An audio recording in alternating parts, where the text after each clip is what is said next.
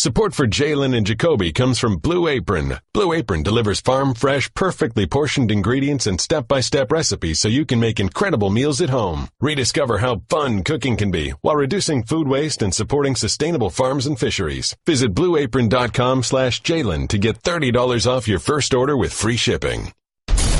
And now, Jalen and Jacoby on ESPN Radio. When I pop the trunk, head the dirt. Y'all pop the trunk, I pop the hood. Now act stupid, I'll pop the trunk. Now give me your boom. It's the day before Thanksgiving, and he is Jalen Rose. What up, dog? I am David Jacoby. And on the cool check-in, we are Jalen and Jacoby on ESPN Radio. What do? we get the people what they want. Happy holidays to everybody everywhere. It is not very happy holidays in Clipperland. The Clippers started 4-0 this season. The two of us both had high expectations for this team. And since they started 4-0, they have lost 11 of 12, and they have now lost 9 in a row. There they are getting scored on by the Mavs. Patrick Beverley missing shots. He's now going to have surgery. It is a mess for the Clippers. Jalen, we expected much more from the Clippers this season, even though Teodosic and Beverley have been out. Do you think that this loss has led to Steve Ballmer and Jerry West having conversations about replacing Doc Rivers? Conversations, those went from text to emails to meetings. That's how that works. There's no analysis I could give for a roster that has Blake Griffin, DeAndre Jordan, Lou Williams, and I'll throw in Austin Rivers, who probably played in each of those games to lose 11 of 12 and 9 straight. Gallinari's been out too, I should mention. But it always seems like the story is injuries with the Clippers, but these particular injuries shouldn't lead to losing 11 of 12. Well, here's what they lost in the offseason. Of course, we're going to highlight Chris Paul, a terrific playmaker who still gets you 18 points and slows the game down and gets everyone else involved. Shout out. You lose the engine that made people better. J.J. Redick now. All of a sudden, your catch-and-shoot player that Chris Paul got shots for spreads the floor. He's not there. Yep. One of the best isolation one-on-one players to get you a shot late in the clock or get you a 4-point play or close games for you, Jamal Crawford. He's no longer there. So they lost their firepower on the perimeter. You replace him with Teodosic, as you mentioned. He's hurt. Gallinari, he's hurt. Patrick Beverley, he's hurt. So, in theory, again, I want to end this by saying no squad that has those players participate in all of those games should lose the way they've lost recently, and therefore those meetings, those conversations about Doc are being had. And Doc Rivers, in a way, has always had but we had injuries. You know what I mean? It seems like every time, we were going great. You know, we had these good stretches, but then Blake got hurt. Buck CP got hurt. It seems like every single year there's a reason to keep him around because there are things that happen that are outside of his control that affect the team, but it seems to happen over and over and over again. And this particular losing streak, I am sure they have had some conversations about replacing him. Well, I'm going to tell you what's kept him around. He's one of the top coaches in the game. That's really what's happening. And so if he does lose the Clipper job, maybe not immediately, but he would if he chose to have an opportunity to coach. And again, Colin Kaepernick is looking around the NBA like, man, it's foul Mark Jackson can't have a job. Like, there's no reason why he shouldn't be in the league coaching one of these 30 basketball teams with the way he helped nurture and develop a young Golden State Warrior squad that ultimately became what they are now. Well, we'll keep an eye on that. But there's also this. You remember the Clipper team when they went to New York City and they lost and Blake Griffin shot 6 for 18 and he was a minus 20? Well, guess what he did after that? He went out with Kendall Jenner. He goes out late at night until 3 in the morning, and that's fine. Like, his work day is different, like, his schedule's different. I'm not going to get mad at a guy for going out on the town, especially if he's with the person he's involved with. That's fine.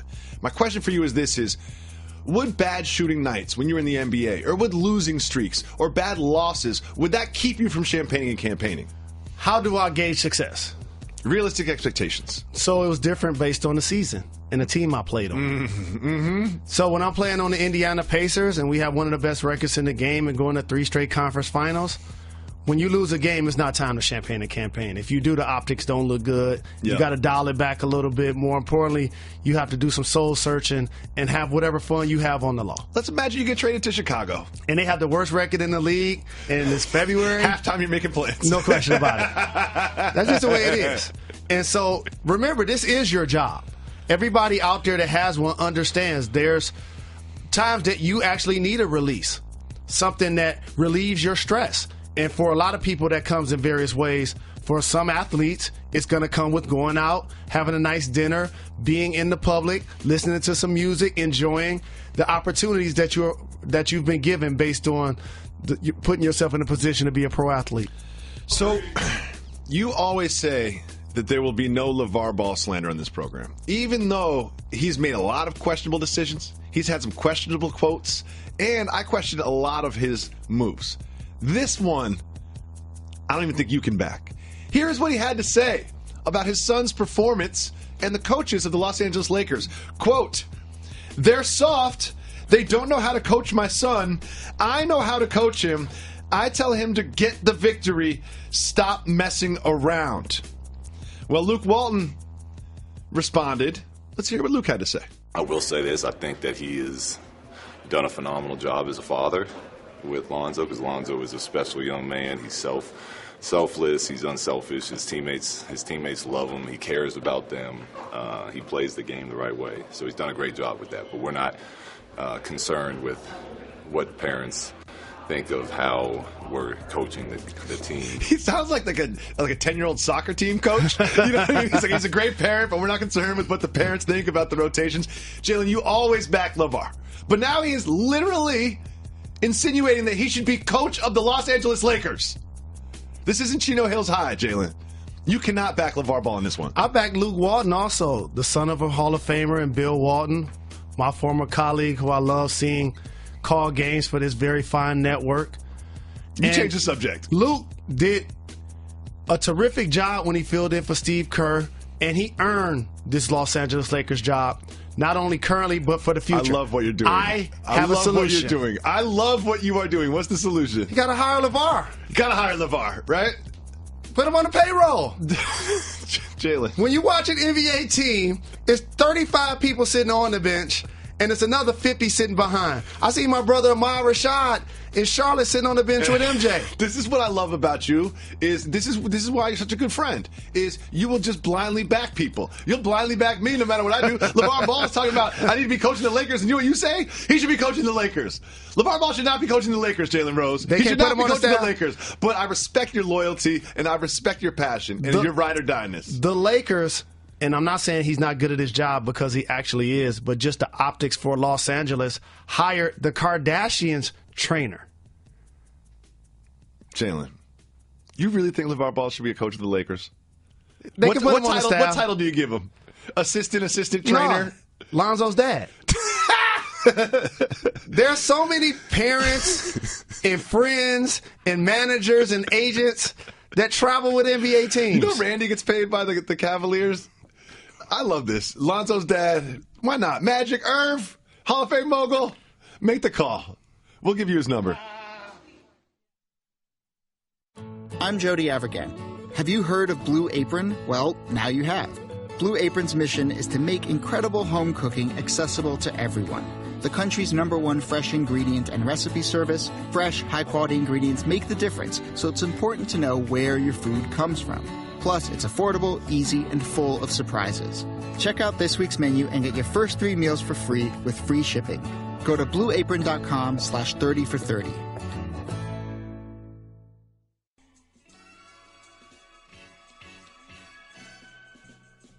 Jalen, you always say that tomorrow is the Lions Super Bowl. I'm already tailgating soon as this program ends. Already getting it started. You know how on Christmas Eve parents start wrapping gifts and pulling out cookies and milk for Santa? Or on just a normal Saturday turn Sunday, or Friday turns Saturday where avid football fans of the college or professional game, they start the pregame ritual and tailgating. That's what this is going to be the second this program ends. Well, we've got a big game. The Minnesota Vikings going into the D and playing the Detroit Lions. Let's talk about the Vikings quarterback situation for a second. Case Keenum was awful under Jeff Fisher and the Rams. Jared Goff was also awful last year under Jeff Fisher and the Rams. Both of those quarterbacks have been pretty good this year. Case Keenum even more surprising. He's had some solid performances, and now you have Teddy Bridgewater is back. So you've got the third quarterback on the depth chart. Bridgewater would probably be their preferred, Bradford number 2, and then Case Keenum number 3. If you are the coach of the Vikings, do you start Case Keenum or do you start Bridgewater, assuming Bridgewater's healthy? I'll start Case Keenum. Because sports, you have to account for something that's not on the scoreboard, that's not on the stat sheet, momentum. And he played really well when given the opportunity. The opposite of what you saw take place in Buffalo when they made their quarterback change, which was a disaster. So based on that, I would keep the quarterback under center for this game, and knowing that not only I got Teddy Bridgewater back, who's been a starter in this league, and I'm happy to see that, but you give him another week or so to kind of just get his bearings back. Sure. And when an athlete's been out a long time and he tells you he's ready to go, there's nothing wrong with saying, you know what, I want you to wait a couple more weeks to be safe. So based on that, I'll start Case Keenum. In fantasy, I'm starting the Vikings defense, which makes me root against my Lions offense, so we can win 3-0. Well, let me give you some good news for Detroit. They've won the last 4 Thanksgiving Day games. I tried to tell you, fam. They've won the last 3 games against the Minnesota Vikings. They beat the Vikings earlier this year 14-7, and the Vikings are truly one of the best teams in the National Football League. You'll listen to me one day. Do you think the Lions are going to win for real? It's the Super Bowl. Yes. How many games in a row have we won on Thanksgiving? 4. That's the longest win streak we've had at any time of any season. Of any streak of anything. What are you saying? Of course we're going to win. I'm just trying to see. I'm not so sure. I think, if I'm not mistaken, my little brother Big Sean is going to be performing, I think. I follow him on Twitter. I think I seen him post something. Maybe he was at the Pistons game. But either way, we're going to have somebody from the city on stage to represent. It's going to be awesome. And that one starts too early for me, man. Perfect time. What's it start, 12:30? That is perfect. On the East Coast? That's 9:30. That's so perfect. So here's the problem. And I need your help with this, Jalen. There's a lot of just disproportionately women in my family, especially at Thanksgiving. Just a lot of females around. I think me and my son are probably going to be the only males at the house. Shout out to Uncle Garrett if he comes by. Shout out to Q. Shout out to Q. And Q isn't exactly the biggest football fan. Good. Good for him. I'm not even going to try to get the game on the main television in the living room. I'm going to have my little kid chamber. On a Women's Crush Wednesday, you're definitely not going to try that. I'm going straight to the bedroom. I might even lock the door. And you know when you talking to a microphone and use term like chamber, that could be considered a failed test. I guess so, but it's not. I call it my sports chamber. Okay. It's my sports chamber. Okay. When there's big games, I go into my sports chamber and I lock the door and I turn off all the lights. I turn the volume up to 100. Sounds like a Wu-Tang album. They'll get there eventually. The saga continues to the sports chamber. Now we have the Chargers playing in Dallas against the Cowboys, minus Ezekiel Elliott. I think I might skip this one. I get a lot of fantasy love. I got to see what Phillip Rivers does. Need him to have a big game. Dak struggled last week versus Philly. You're really concerned about your fantasy team, I can tell. You talk about it a lot. You usually talk about your fantasy team a lot, but you've been talking about it a lot lately. Well, I'm 7-4, and 2 weeks before the playoffs, I'm second place now in the division. I need these 2 wins. I don't think you're going to get these wins based on your team. No. I put the best players on the field. So everybody out there, I know it by heart. I hate to put Sanu on the bench because he has been consistent lately. But this is going to be the money squad we going with this week. No one asked. Just like we draft them. There's a lot of people out there to play fantasy. Okay, to care about it. Phillip Rivers at QB. LeGarrette Blount and Fournette at running back. You're the Doug best. Baldwin and Larry Fitzgerald at receiver. I know this roster by heart, too, because you won't stop talking about it. Travis Kelce at tight end. And here's the flex that replaced Sanu, coming back from injury. Greg Olsen. Need him the ball. Have the Vikings D, have the Titans kicker. I know your fantasy team more than my own fantasy team now. Because off wax, it's basically all you talk about now. We spend more time talking about your fantasy team than any NBA team out there. Or anything on the show. Anything on the show, for sure. I wish you put just like 1/10 of the effort into the show that you put into your fantasy team. You know, we're gonna have to start giving you incentive-laden contracts or something, because there's money at stake. We're gonna get you one of those Ricky Williams contracts, one of them Roger Goodells. That's what I want. Let's get you one of those Roger Goodells. You don't have to worry about first class. You got a plane for the rest of your life. And then we have what looks like a good game. You know, when you put it on the schedule at the beginning of the year, the New York Giants playing the Washington Redskins. And quietly, Kirk Cousins has been putting together some good performances. Quietly, he's one of the top half QBs in the league. A division rival, the division rivalry, just like the Detroit game. 3 of the 4 teams in the NFC East are playing on Thanksgiving. And I think the Washington Redskins, I think the Washington football team finds a way to win.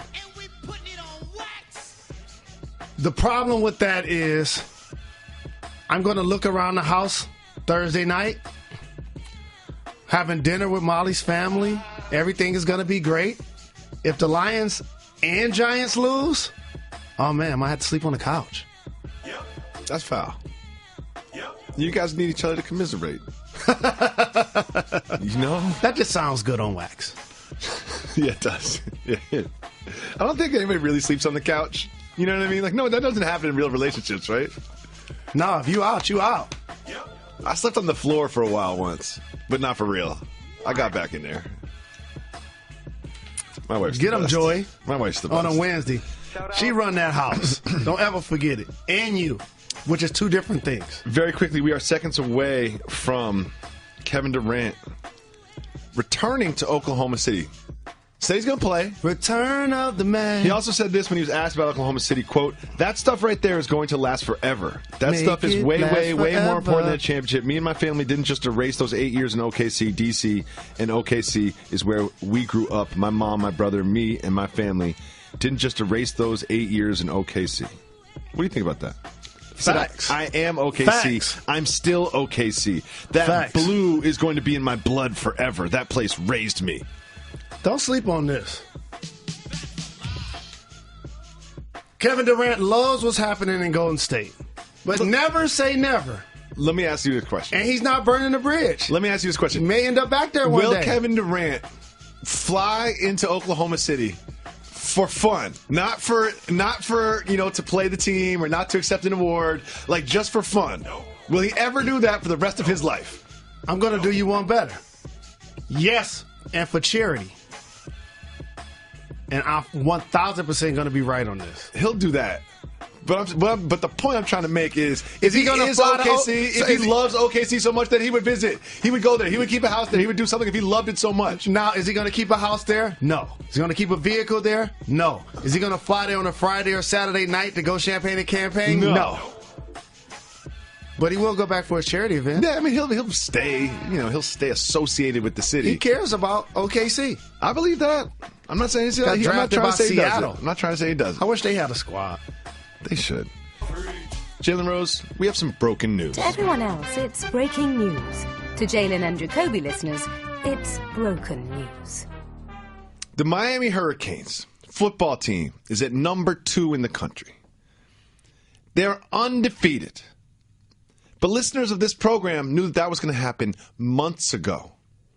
Let's take a look at a prediction that I made about this Miami team. So you got 1, 2, 3, and then probably 4, I would say, and then 5. Then if you repeat the process, that's a 10-bite sandwich. If this man approaches eating a sandwich with this level of detail and pre-production and strategy, there is no way that Miami loses a football game this year. Jalen, what you first saw was Mark Richt, head coach, explaining his strategy to eating a sandwich. What you saw after that was me claiming that they were going to go undefeated because of the way that he eats a sandwich. I've made so many predictions on this show, most of which do not come true, but the dumbest one that I make is actually coming to fruition. What does this mean? It means that Miami must close the deal. And shout to the U, to Luke Skywalker, to all of the fans and supporters of the squad. I've been just that for a long time. Mm-hmm. And in the 80s, a couple of teams that I idolized, the early Georgetown, John Thompson teams. And as it transpired later, the UNLV, Jerry Tarkanian basketball teams. Mr. Rivas. And obviously, the U and the legacy that they had. And when I got a chance to meet a few of those guys, in particular Warren Sapp in the early 90s, that became my squad other than the Wolverines. We know that this is your squad because you've sort of supported this team before on wax. If you take a look at this photo here of you wearing the Miami gear. What's that in your left hand, Mr. Rose? I know your left hand. Is that a basketball? I know I'm not drinking urine. No, that's a beer. That's a beer. You have age there? I'm 21. I have to I'm not sure you're 21. That looks like college-age Jalen Rose to me. That's what it looks like to me. That looks like college-age Jalen Rose. Well, you've rocked Miami swag, but I think based on this prediction that I made, if it bears out and they go undefeated and win the championship, should they get me a sandwich chain? You know they've got the turnover chain? Should they have a sandwich chain for me? Like I said, it's just baffling to me to the point where I actually love it. There's so many people in mainstream America are enthusiastic. So many people in mainstream America are so enthusiastic watching young black individuals wear chains. I haven't seen it since, Slick Rick, Big Daddy Kane, Mr. T. I love it. Well, one team we know is not going to go undefeated, and we know is not going to be in the college football playoffs, is your Michigan Wolverines. You love to do this. They are playing Ohio State. You are going to the game. And Brady Quinn was on Fox Sports Radio. You remember Brady Quinn. And he said this about Jim Harbaugh and his future at the University of Michigan. He said, quote, I talked to someone who's kind of an insider within that program, and we had a long, drawn-out conversation. What he told me was they're working on a lifetime contract. Jalen, the only lifetime contract I will ever be involved in is with my wife. And this show. And you cannot support a lifetime contract for the head coach, Jim Harbaugh. Lifetime. Why would I not support that? Jalen hasn't exactly gone undefeated since he got to Michigan, and now he's got his own players. And you never know what's going to happen. Tomorrow's not promised. A lifetime contract, Jalen. I would do that in a minute if I was the University of Michigan, but it'd have to have an age limit, like 75, 80. It's something. Yeah. Like, that's all I'm saying. We don't need a lifetime contract for anybody in anything. I don't want to see zombie old Jim Harbaugh calling plays from the sideline wearing the same khakis. Michigan will win versus the Ohio State Buckeyes this Saturday. What? Michigan's going to win. Are you serious? See, there are games football? during the year, like Wisconsin. Props to them. I hope they get into the playoff. It's great to see them come up. It's great to see Penn State come up. It's awesome for the Big Ten. You know we're recording this. But the biggest game of the year is happening this Saturday. Ohio State at Michigan. And all I know is we will be celebrating afterwards. All I know is we'll be playing this tape on Monday, and we'll get your response on Jalen and Jacoby after they get blown out by at least 3 touchdowns. Some things about Thanksgiving we've discussed are cultural, but a lot of things about Thanksgiving are regional. And our colleagues over at 538, they did a poll of over 1,000 people from all over the country, and they constructed this map that you're seeing here. This is basically the disproportionately apparent regional side dishes. So these are the most popular side dishes in these regions, but these are the ones that are most specific to these regions. You've got squash in the Northeast, mac and cheese in the Southeast. You got cornbread right where you'd expect it, right around Texas and the surrounding states. The Midwest is green bean casserole. And then the whole western side of the country is salad. I have a lot of questions about this, but number one, have you ever had salad with your Thanksgiving meal? Absolutely not. I've never had salad with my Thanksgiving meal. It's never been discussed. It's never even been a thing. Why would we do that? What are we going to do? Cut up some carrots and cucumbers and put them next to the mac and cheese and the mashed potatoes? No one's going to touch the salad. You're not going to eat salad with turkey. It's not happening. I'm surprised that salad is I've never even been around a Thanksgiving in which salad was discussed or salad was presented. Preach. It has not happened. Preach. However, I saw that your state of Michigan, green bean casserole? Rolls and biscuits. That was Michigan? Oh, green beans was a little bit to the west of that? Yes. We don't have a lot of green bean casserole at my Thanksgiving. I've never had it. Also not a lot of squash either. Jody Avergan here. I'm glad you're enjoying 30 for 30 podcast, part of a special collection of sports audio documentaries from ESPN Films. We're finding the best sports stories for you right now. And to do that, we're behind the wheel of the Mini Countryman, the biggest mini yet. Please proceed to the highlighted route. To find great sports stories, you have to get out into the world and follow your instincts. That's where the Mini Countryman's all-wheel drive comes in handy. With all four, we can chase down a story in the city, the country, and most places in between. No matter what story you're chasing, the Mini Countryman will help you find it. It's available now, and so are 30 for 30 podcasts. If you call 985-80-JALEN, you can leave us voicemails. If you leave voicemails, we'll play them on the show just like this. Hi, Jalen and Jacoby. This is Nicole calling from LA. I've been listening to your show for years, and so has my husband, shout out, for years on the podcast. And I have a question. Boss move or boss move, bringing Tupperware to someone else's Thanksgiving dinner? I need to know. Thank you, Nicole. We appreciate the love. What up, Doe to LA? Shout to her husband as well. Shout out. Is it a soft move or boss move to bring Tupperware to somebody else's Halloween, somebody else's Thanksgiving, somebody else's Christmas, somebody else's spot? Boss move. Boss move. Boss move. Let me say something, an unpopular opinion about Thanksgiving. Because it's Thanksgiving Eve. We got to have some Thanksgiving-themed content. I have Thanksgiving in my house because we have a lot of children. And when you have a lot of children, people come to you, okay? Here's something that I wish would happen. I wish everyone left with all the food.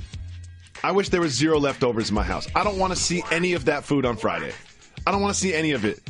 I would like that. Reggie's in my ear, already mad, and I can tell from your face you disagree. Leftovers are an overrated part of Thanksgiving. I try to get rid of as much of the food to the guests that come over as possible, and my wife gives me a look when she sees me scooping the mac and cheese, a little heavy for aunties. She gives me a look like, you know, that's our mac, and that's what I plan on eating all day, all weekend. A couple of things.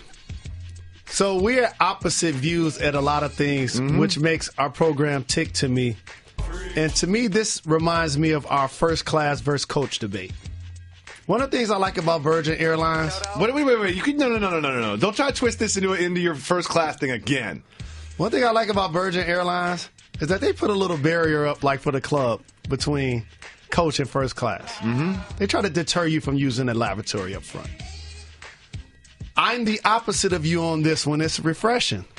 I don't eat or love many leftovers, but I do leftovers because I'm a cook. But more importantly, Thanksgiving dinner, it does taste better, in particular the turkey, better the next day. I'll tell you why the turkey sandwich is a pass for me, okay? The turkey that you cut for Thanksgiving plate, you slice it a little thicker than you would for a sandwich. So you end up with a thick slices of turkey in your sandwich. They're like big chunks of turkey. I would prefer it to have a thin slice, like a cold cut slice, if I'm going to have a sandwich, because I don't like big, chunky, chewy, sort of like chicken breast side chunks of turkey in my sandwich. And no matter how much mayonnaise and pepper and whatever you put on there, it's still just going to be a big, chunky turkey. And I think everyone knows that turkey is an overrated part of the meal anyway.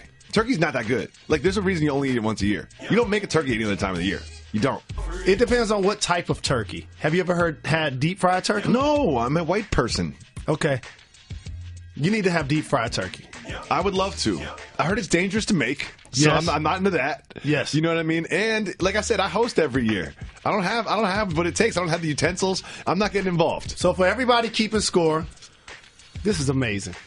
Jacoby has never had deep fried turkey, but that's not the point.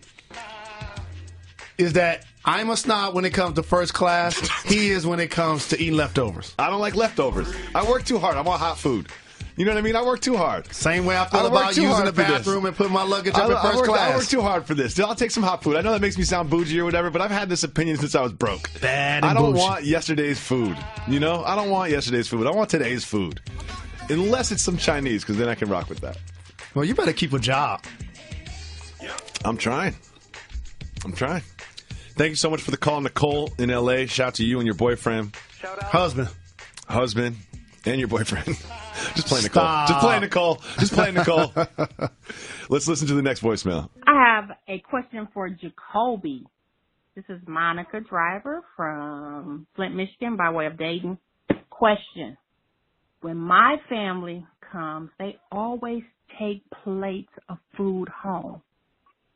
Do you have the same issue? I'm only asking because I'm African American. Sometimes my family will come in. They'll make a plate to go before they sit down and eat. Let me know what goes on with your family. Thanks. Happy Thanksgiving. Big shout out to Flint Town. I know you're still dealing with the water crisis or whatnot. I wish it was something that dominated the national headlines, that people are using water like a third world country right now in Flint, Michigan. Mm-hmm. So I'll take this platform to do so. And I'll fall back and let you answer her question because you notice she didn't ask me anything. I think her name is Monica. You notice, let me repeat, she didn't ask me anything. No, you got her name wrong, too. She said she had a Her name question is for Nicole. Jacoby, and then while she says talking, you point to yourself like, I gotta talk. That's what it is doing a show with you. She asked me a question pointedly, like, Jacoby, this is a question for you. I never answer her question. I know. But I wanted people to realize there's a reason why she didn't ask me. Well, I know what you're going through. We've already covered the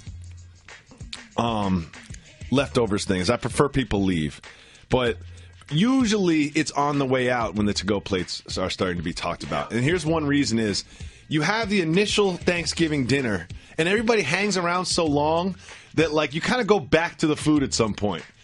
You know, you go Thanksgiving dinner, and then you go to desserts, but then it's like 4 hours later, and you napped or you watched the Lions lose or whatever, and you just go back to the food. Always taking shots. You always go back. I go back to my favorites. You know, the mac and cheese, which my wife makes me call it the crack and cheese because it's so addictive, and it's not good for you.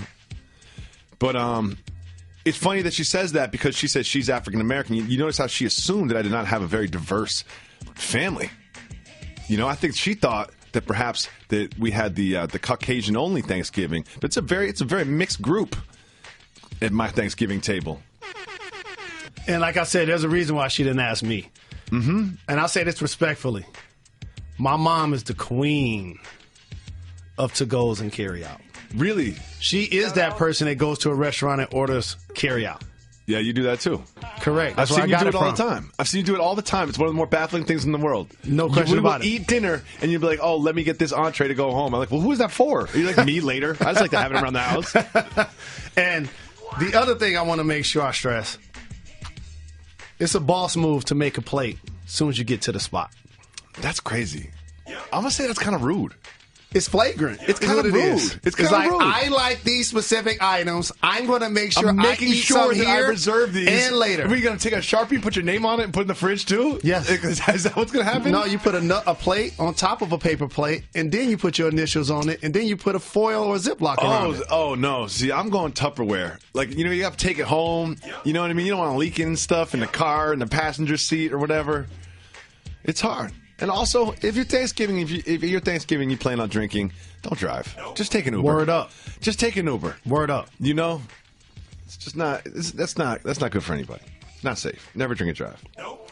Let's listen to another female voicemail. Don't forget, if you call 985-80-JALEN, you can leave us a voicemail. Wednesdays, we always celebrate the kinder, more intelligent, more mature, and just generally superior gender, the women. So we have all female voicemails today. Hey, Jalen and Jacoby, soft move or boss move?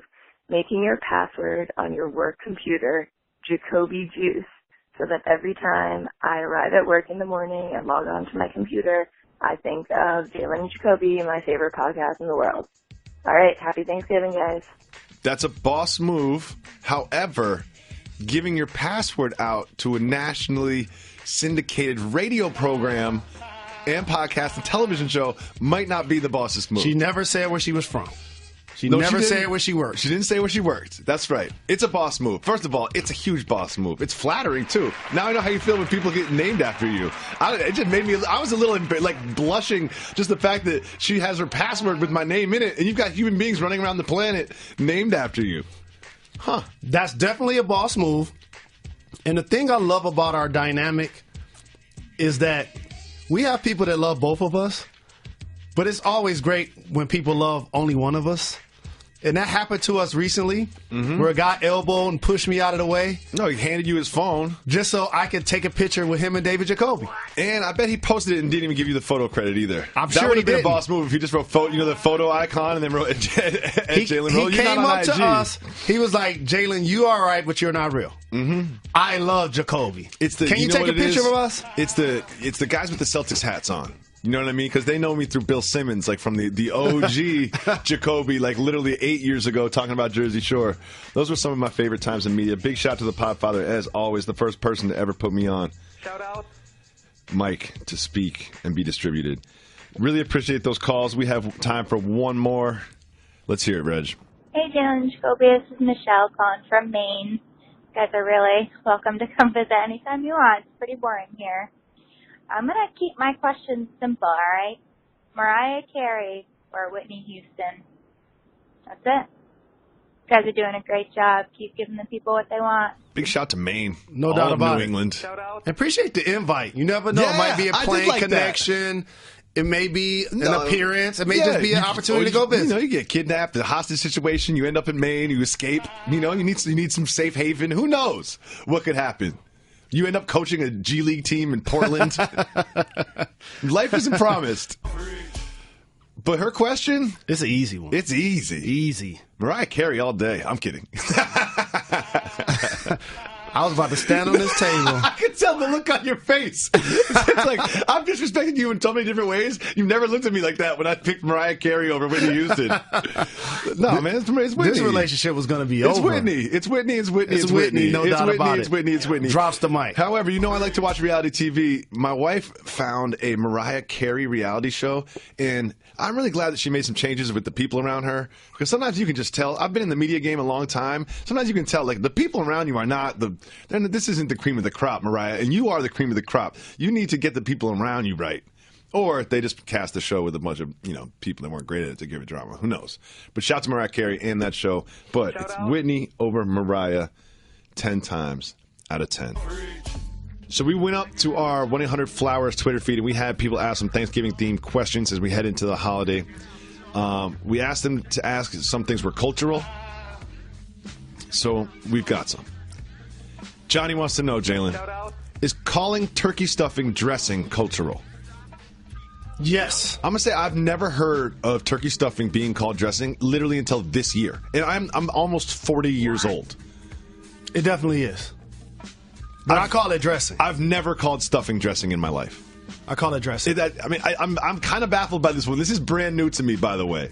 I've heard this being referenced before, but I didn't understand that the person meant stuffing. I thought maybe they meant gravy, because dressing to me is something that goes on a salad dressing, or it's kind of like a garnish on a plate, like you're dressing a plate with some cilantro or something. Someone feel free to correct me if I'm wrong, but I'll take a stab at it. While I am somebody that regularly cooks, never have cooked a true Thanksgiving dinner. Me neither. And I'm not the guy as it relates to cooking sides. So I'm out that day. But here's what I think the distinction is. I think dressing equals stuffing with gravy. Oh, still then. Maybe it's dressing because you put it on top of the turkey, because turkey's whack. You know what I mean? You need those other flavors on it. You need the gravy. You need the dressing on there. Maybe that's how people look at it. Or perhaps you're dressing the turkey the same way you would dress the plate, by filling it with stuffing. Never heard on that. Thank you, Johnny. I'm educated here. Andre says, my family had fried chicken one year for Thanksgiving. Is that a soft move or a boss move? I'm assuming that Andre had it in lieu of the turkey, and that is a boss move. Don't waste food. It's a boss move. It's a boss move. Turkey. People like chicken more than they like turkey. You have chicken like 3 times a week. You had turkey one time a year. For real. Are you white meat or dark meat, Jalen Rose? Dark meat. What about you? White meat. Don't get a divorce. White meat. I like the breast meat. I carve, like I said, it's all women at my Thanksgiving. So I carve the turkey. I don't know why that is a gender specific task, but for whatever reason it is. I don't know why. It doesn't have to be. Especially on Women Crush Wednesday. Ladies, no doubt. You can carve the turkey just as well as a dude can. Doesn't take muscles. But I do that every time, and I always cut myself the nice turkey breast pieces with the skin on it. Those ones are safe for me. Is watching the Lions play regional? Yes. Yes, it is. That's international. It's been happening for 50 years. That's from Finger Roll Jones, our co-producer. No doubt about it. They're a part of your family's fabric as it relates to watching football. You remember when Billy Sims stepped on the back of a Houston Oiler and kicked him in the chest? No. You remember when Lawrence Taylor picked off, I think, Eric Hipple and ran it the other way 99 yards for a touchdown? I don't remember that at all. You remember Tony Dorsett running 99 yards against our defense? You also remember Billy Sims and his greatness. I don't hear a lot of Lions highlights in these memories. Seems like there's a lot of scoring against the Lions in all these memories. Those Jalen. are just historic plays. Yeah. Okay, what's the most historic play in the history of the Lions franchise? The most historic play? Seriously, I can't think of like a signature play in the history of that franchise. You can't either. But that was when Dan Orlovsky ran out the back of the end zone. The only thing I can think of. That was in the Aaron Rodgers got the Hail Mary on y'all. I was so mad. Dude, for the signature play. I know what it is. Sterling Sharp caught a late touchdown on Thanksgiving thrown by Brett Favre against us right side of the field. I think I'd say the most iconic play in the history of the Lions would be Barry Sanders breaking like 15 tackles Reversing in the backfield yeah. and then spinning around and going backwards. That would probably be the signature play in the history of the franchise, and I can't believe it took us 2 minutes to think of that. It didn't take me 2 minutes. I was just thinking of other ones. Holla at your boy, Barry, trying to get you to come support some JRLA events.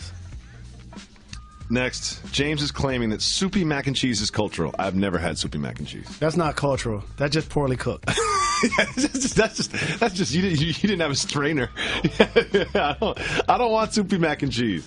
I don't want soupy mac and cheese. We're not going to do that line of demarcation here. No. So one thing that's important to me with Thanksgiving dishes is a food philosophy that I have that I want to explain to you, Jalen Rose. It's also a restaurant idea that I have. Let me pitch you a business. Can I borrow $1 million for a restaurant? It depends on the idea. Okay. It's called the Crunch and Mush Cafe. You know how you go to certain places, it's Indian food, or you go to this place, it's a Thai restaurant, this place, is a Chinese restaurant. There's so much demarcation of cuisine based on regions. But I would like my cuisine and my restaurant is going to be based on texture alone. It's called Crunch and Mush. And this soupy mac and cheese claim made me think of it. Do you know what I love about my mac and cheese, that my wife makes the best mac and cheese in the world? It is crunchy on top. There's a lot of crunch on top. There's burnt pieces, and there's certain mac shells that have turned hard. You know what I mean? And like you kind of really need like a knife to cut it. You can't kind of scoop it out with a spoon. But underneath, it is hot and gooey and cheesy. So you get some crunch and you get some mush. I also look for this in my mashed potatoes, because mashed potatoes, if not seasoned appropriately or cooked appropriately, they're just kind of like flour with some water in it, you know? And I want crunch and mush in all of my dishes. Your thoughts on the Crunch and Mush Cafe? Can I have $1 million? Too much thinking. Sorry. Well, I'm sorry. You didn't even listen to me. If I asked you to pitch me back that restaurant, you couldn't even do it. I know what you mean. Like, the perfect analogy was the mac and cheese. How it's really crunchy on top and everything mushy else on the bottom. Yeah, like a good pie. I'm going to tell you what it's like. It's like chips in a bag mixed with popcorn. Crunch and mush. Or, you know what I love? I love like a tuna salad sandwich with some ruffles in there. Crunch and mush. Can I have $1 million? I'm good. I like those two things. This is a great investment opportunity for you, Jalen. This is a great investment opportunity for you. I'm good. I don't want to be the first one in. $500,000? I want to be the first one in. Reggie, can I have $5? You would have been the second one in there. $5 finally, you know what? We got a new co-producer. Her name is Allie. I'm pretty sure this isn't a dude named Alan. I hope this is a female named Allie because there's a female picture in the avatar, so I'm assuming it's her. Soft move or boss move, going around the table and everyone saying who or what they are thankful for. Boss move. P.S. Me and my boyfriend are thankful for you guys in the Dope Pods. Allie, I believe, is a woman. I don't think we do this at my house. I don't think this is done at my house. It should be. I don't think this is done. I mean, I'm not gonna say we've never done it, but this is certainly not like a tradition that happens every year. So here's an exercise I want people to try to do in their own world. I'm really big on don't just bring flowers to the funeral, bring soup when you sick. Mm-hmm. I try not to only deal with things as fads. I try to own them for what they are, and if I'm truly passionate about them, believe in them and keep riding or die. Which is why you're wearing those glasses today. No question about it. When you see me with Gazelles or Cartiers, it's for one reason. Detroit dreaming. When I grew up, that's what I wanted to rock. So guess what I'm going to do when I got a black card in my pocket? Rock whatever I want. Good for you. And that's what I wanted. Good for you. I appreciated so much how the Ice Bucket Challenge went viral and the millions and millions of dollars that went towards the cause. I wrote it down. I know what it is. But my challenge to you is any public figures or friends that you see on YouTube that have done the Ice Bucket Challenge, you go ask them, what cause was it for again? Ooh, I think I know. And I bet they won't know. I think I know. And because I never did it. Became a fad. But it was Can I for guess? charity, which was terrific, amazing, wonderful, fantastic, the awareness that was grown. Can I make a guess? And this is not the producer telling me in my ear. Say ALS? Correct. Boom. That's the first thing I've gotten right in the history of this program. Jalen, you are a great NBA analyst. Thank you. But you're an even better statue analyst. You are the senior statue analyst, not just of this show or of this network, but of the world. And we have some statue news. Jalen, this Saturday, the Round Mound of Rebound. Charles Barkley will be celebrated with a statue and honored at Auburn University. As a senior statue analyst, what do you think this statue will look like?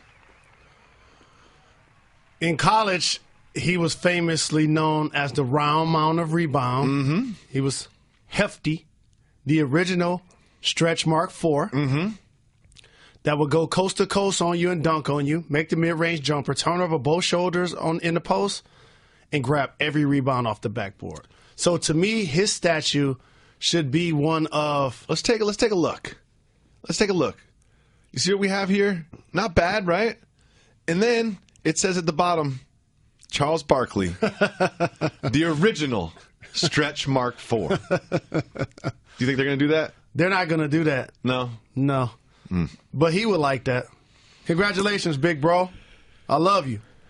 So, someone else that I know you love, supporter of the Jalen Rose Leadership Academy, owner of the Detroit Pistons, gentleman by the name of? Tom Gores.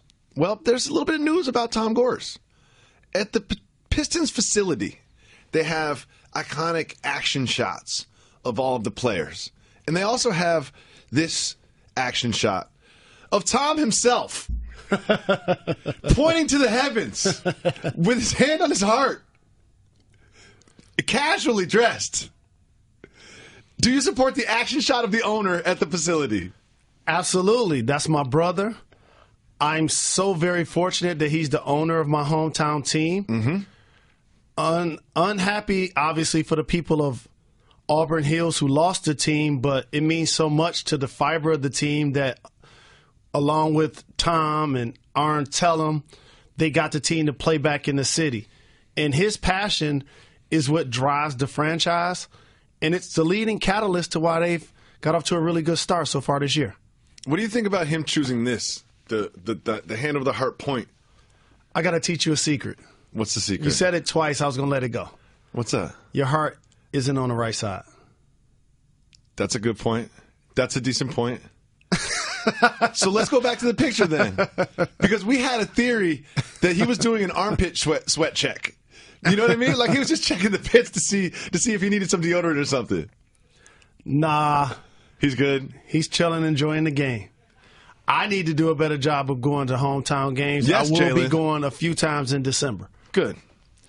In the 1980s, former Cleveland State coach Kevin Mackey helped bring Manute Bol from Sudan to the United States, right?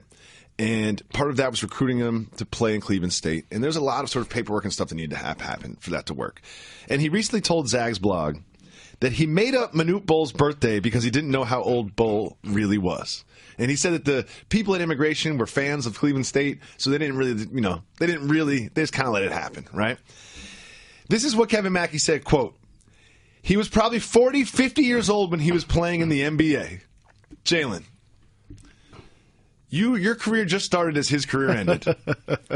Do you think Manute Bol, that man right there, could have been 50 years old playing in the NBA? He wasn't 50. That's an exaggeration. You could look at his face and tell how young he was.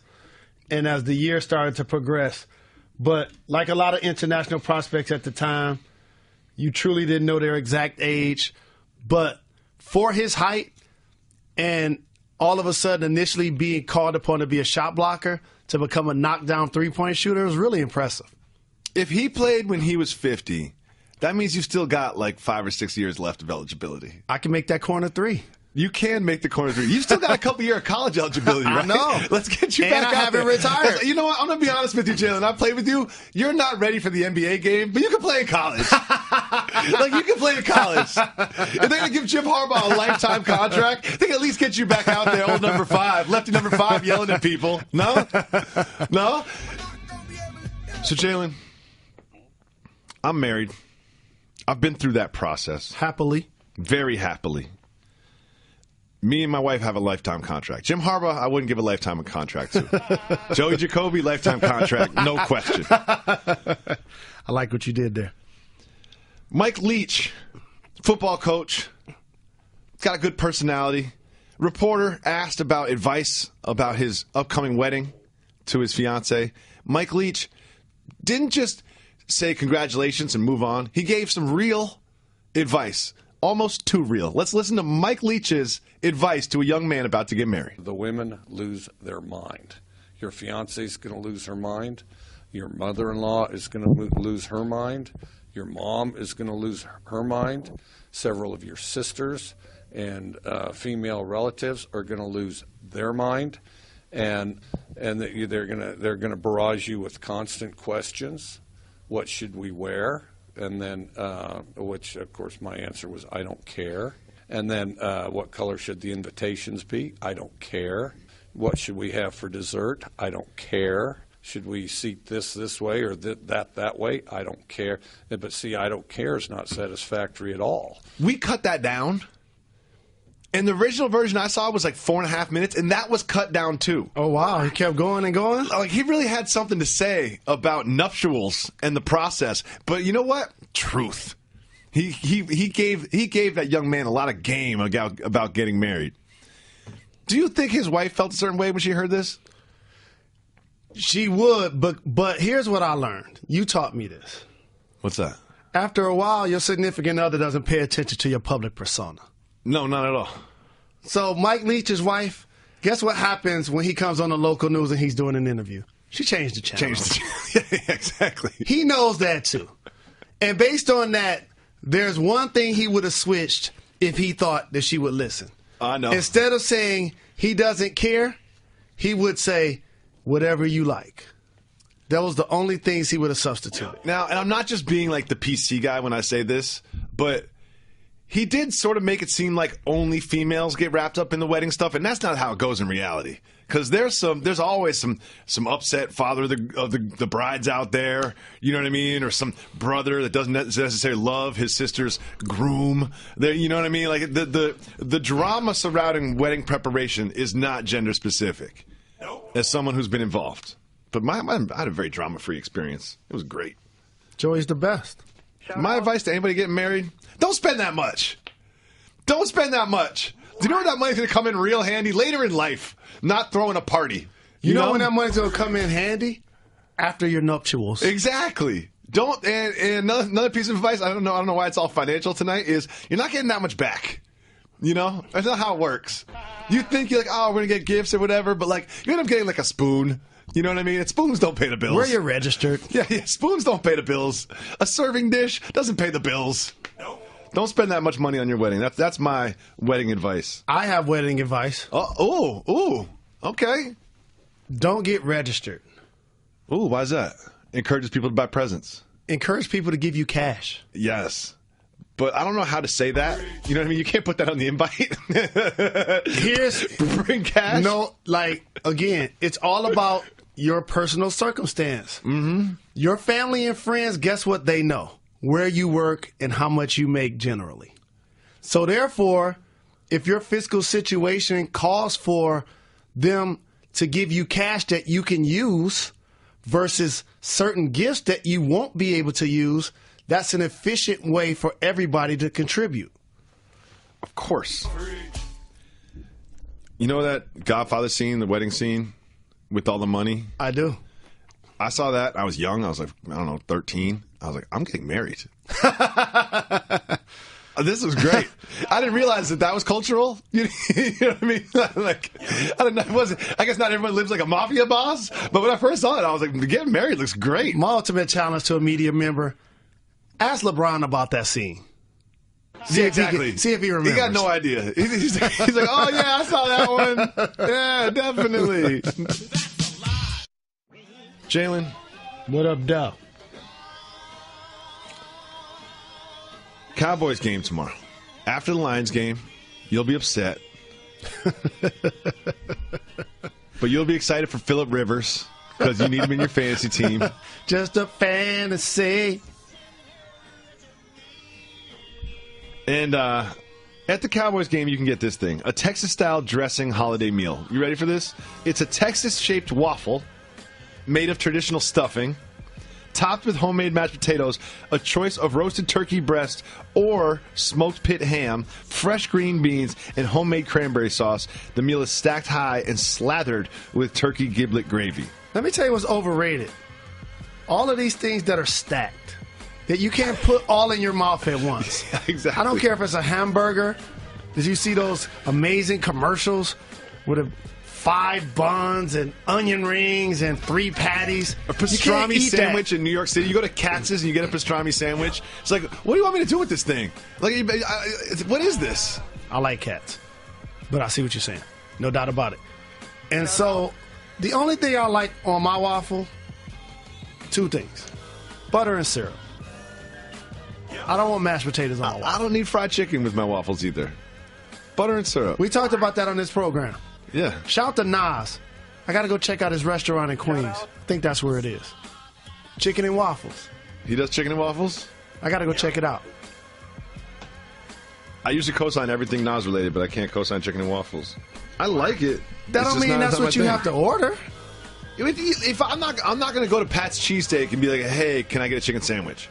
You know what I mean? Like, if that's what you specialize in, then that's what I'm going there for. You don't go to steak restaurants and always order steak? Ooh, dirty secret. Lamb is always good at a steak restaurant. Fish is always good. Like a steakhouse, go with other meats, other things on the menu at a steakhouse, and you will not be upset. And as somebody that loves lobster, don't always love them at steakhouses. Ooh, why is that, Mr. Rose? Because a lot of times they only have whole lobster. They're trying to get you to pay for some 4 or 5 pound thing you're never going to eat. You just want the tail? And a lot of times I just want the tail. Oh, I like the claw meat the best. Claw meat is the best part of lobster, in my opinion. Yeah, Joey told me.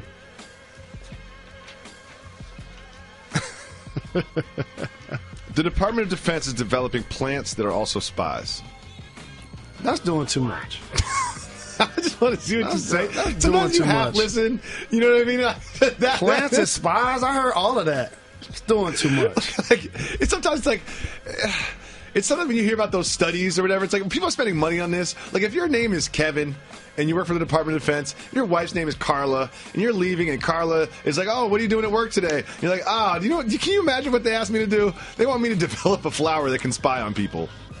Now, however, want to hear what your mate has to say or do when you're not around? I guess that would be something interesting for the house. I'm not concerned about that.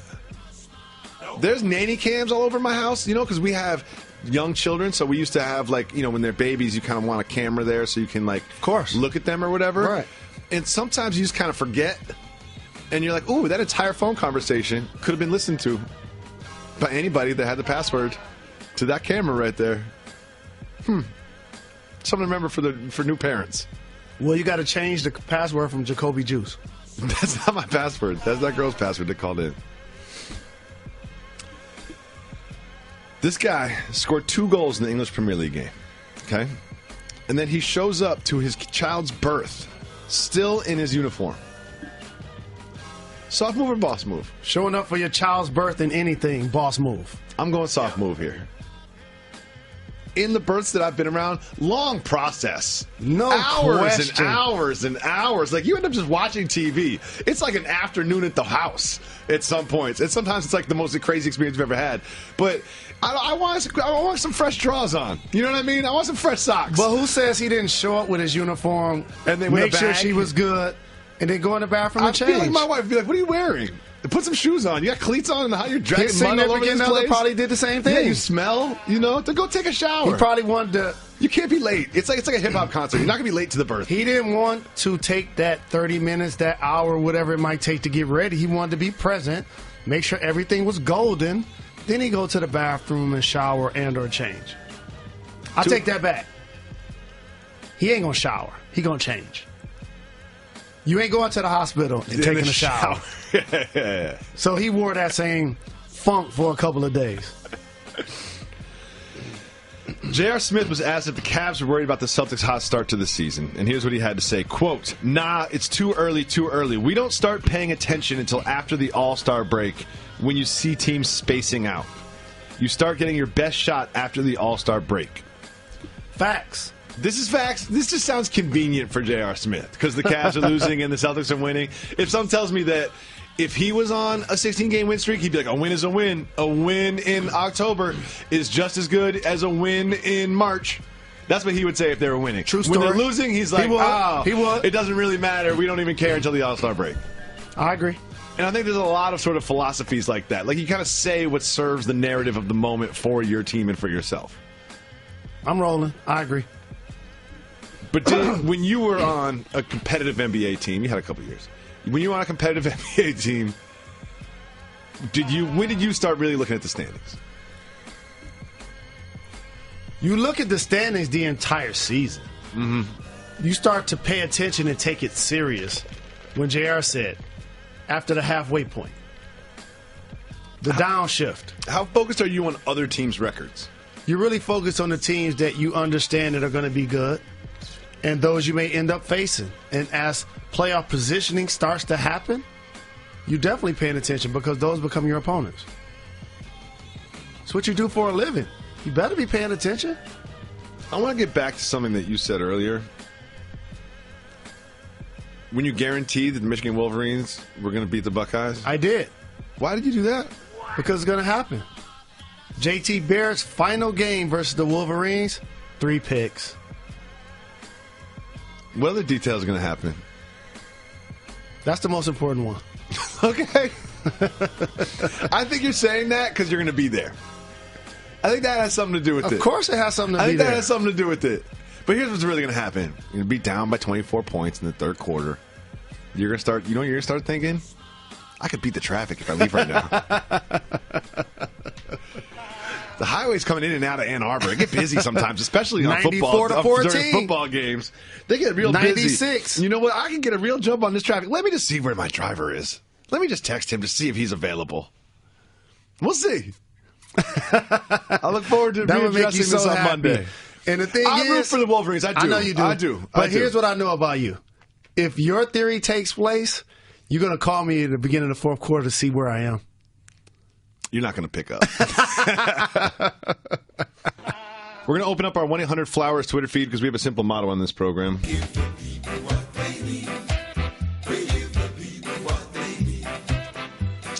So we got a tweet from someone named Ray Lewis. Not that Ray Lewis.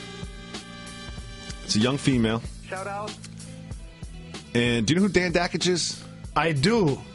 Terrific analyst for this network. Exactly. Coached at the University of Indiana. Under one Robert Montgomery Knight for a period of time. Well, perhaps that's why he said this. Because brought to our attention from Ray Lewis, not sure if this is true, but I don't think that we get tweeted this if it wasn't, that Dan Dakich claimed that the Fab Five weren't the first to bring baggy shorts to basketball. Now, this comes to mind, my thing is there's no such thing as an original idea. You were not the first human beings to wear shorts that went down to the knees. However, you guys were the first ones to bring baggy shorts to basketball. It's all about extreme. Michael Jackson wasn't the first person to actually moonwalk. No. However, he made it famous. Mm-hmm. So were there teams that I looked up to, like the Illinois squad, that had Nick Anderson, Kendall Gill, Marcus Liberty, who I cut V's in the side of my hair like? They wear long shorts? Yeah. Sure. The UNLV squads with my brother Anderson Hunt, LJ, Stacey Augman, my brother Derek Coleman in Syracuse. What you guys don't realize is when DC came home in the summer, when Hunt came home in the summer, they gave me those shorts. And by the time I went to college the next year, I needed that. So, in theory, he's right. Of course. And you guys weren't the first people to ever wear black socks. No, and play we basketball. weren't. No, we weren't. But you're the first team to popularize it. Next, this is from Dominic. He sends us lots of tweets. Shout to Dominic. This is a good question. The Thanksgiving topic that you don't hear about too much. Dominic touched on something here. Soft move or boss move? Dressing up for Thanksgiving dinner, even though the only people there are the people that you see every day. For Thanksgiving, it's a boss move to dress up. I'm not so sure. Let me finish. There's a lot of different things, but let's continue. I'm going to draw the line in the sand. Okay. If it's a Thanksgiving when you're walking around the house with the people that live there all day in your PJs, your shorts, and your T-shirts, you got your shoes on sometimes, you got your socks off other times, you're laying on the couch, all you're doing is eating and farting, then I understand not putting on clothes. Yes. But if you're like me, for example, I'm going to have Thanksgiving dinner with Molly and her family. So you have to. You're at someone else's house. I will be dressing up. I think if you pay rent, or if it's at your house, I don't feel the need to put on a button up and tuck my shirt in and wear some hard bottoms just because a couple aunties are coming over. Well, first off, you don't wear hard bottoms anyway, so that's a bad analogy. I have them, though. You don't wear them. I have them. I didn't say you didn't have any. I own them. I didn't say you didn't own them. Okay. I say you don't wear them. Okay. So let me do another distinction. Mr. Pay the Bills at the house. You don't think you should dress up for your family that comes to visit you on Thanksgiving? No. There's levels to it. If I had, it's only close family coming over. You can at least dress like you wearing something on this show. 3 aunties coming over. Like, it's not like we're having a party. You know what I mean? It's not like we need, like, there's going to be like 2 extra cars outside. But you still can't be walking around the house with a pro club on. And your basketball shorts. I think I can. And another thing that happens at my house, which I'm not sure, I'm not going to even go regional culture, whatever, is like the dinner never really starts or finishes. You know what I mean? No. Like there's no official start time and end time to the dinner. I'm going to go cultural. There's just phases to the dinner. Oh man, I'm going to go cultural over the last 2 years. No question about it. Her family is Albanian and Italian. Mm-hmm. And when they say they're going to start at 2, people are pulling up between 1:30 and 2. When we say we're going to start, first and foremost, it's not till 5. No. Second, people don't show up till 6:30. And then you start eating from 6:30 to midnight. Yeah. Really? 6:30? Because people never leave. No. Oh, so I think I'm eating turkey at like 2:30. I never really know how to approach breakfast on Thanksgiving. Don't eat. But you can't do that. Really light. Get cranky, your tummy gets funky, you need energy. Just eat light. Eat light. I did that today. I got a special surprise meal I'm bringing to the crib. It's very exciting. So I'm nice and starving. I only ate 1 bag of chips. Had some eggs earlier, and that's it. I only eat 1 bag of chips. Jalen usually goes through about 3 or 4 bags of chips. Better made. Shout out. How long does the winning streak have to last for Kyrie to get real MVP considerations? It's also from James. First off, I'm going to teach everybody something right now. When I hear people talking about the MVP race right now, I wish I could do a Three Stooges slap to their forehead. Please don't do that. It's not Jaw season. I like what you did there. Or cross country. It is too early to talk about the MVP conversation. That's a lazy media creation that is not even relevant at this point. Talk about it before the season, and then like 5 games in, start talking about how those 5 games have gone. The MVP is pretty far from my mind right now when it comes to the National Basketball Association. Those be the people that don't appreciate the journey, that only want to break down the destination. Dominic has another great question. 0 to 100, how much did Ray Allen want to say his phone was hacked before he got caught? Ray Allen? Ray. Raymond? Mr. Allen? Jesus? Shuttlesworth? Jesus? What's happening, Ray? Come talk. Socially awkward moment of the year. So far, for sure. First off, you can Google it. I'm not putting it out there. He already had his socially awkward moment when he tried to slide into somebody's DMs and tell them to do some things to themselves and think about him. He's a habitual, and that became public. Habitual line stepper when it comes to this. And the disappointing thing, this entire period, this is what makes it news. Not that he was sliding into somebody's DMs. That's not the news. No. The news is that he's married. Yes. That's what makes it news. The people that he was chatting with online were not the people that he thought they were. It was some dude. But that's what he get. That's what people get. I talk about that on this program. The game has gotten so lazy where people think they're going to slide into somebody's DMs. You look at a profile picture, you see a little cleavage, or you see a dude with his shirt off. Let's go back to real rap when it wasn't about having your shirt off. Go back to the 6-pack on the stoop. Shout out to Royce. That's where I got that line from. I think I'm going to change my avatar. Just me with my shirt off. Or make it somebody's boobs. I got enough boobs in my own. Seeing people that slide in your DMs. I want everybody to enjoy their Thanksgiving. We are thankful for our staff. We are thankful for our listeners. We appreciate your support. The greatest staff and the best listeners. We appreciate all of you. Enjoy your family. Have a safe and happy holidays. We're off tomorrow and on Friday, but we'll be back on Monday.